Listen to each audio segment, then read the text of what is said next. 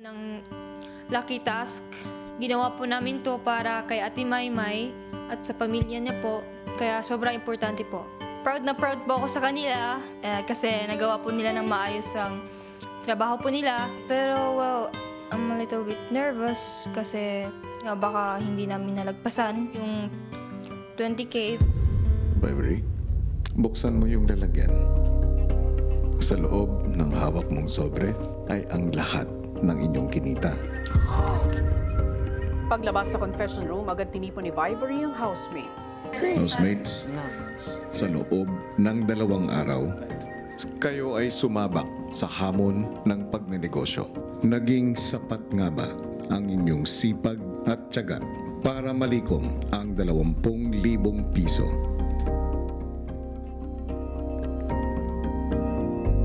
Housemates, narito ang resulta ng inyong 5th lucky task.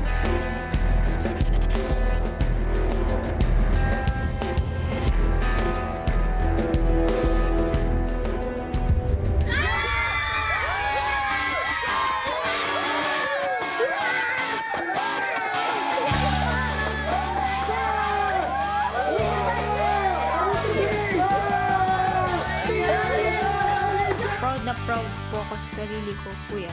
Now with the help of the other housemates po, I think this is like the biggest achievement that I've ever achieved in my whole life. Housemates, binabati ko kayo sa inyong tagumpay at sa paglikom ng 30,410 pesos. Years of joy po, kuya, syempre, kasi yung doubts ko po sa sarili ko, nawala po lahat. Parang worth it po lahat. Masayang masaya lang po talaga ako.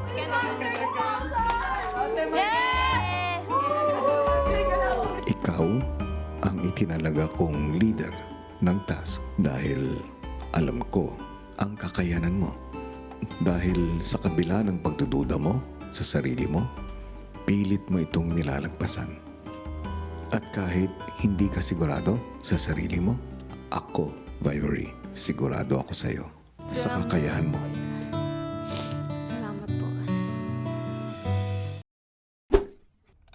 Hi mga kapamilya! Be updated with the Pinoy Big Brother housemates by clicking the subscribe button and watch all the latest videos by clicking the I button above.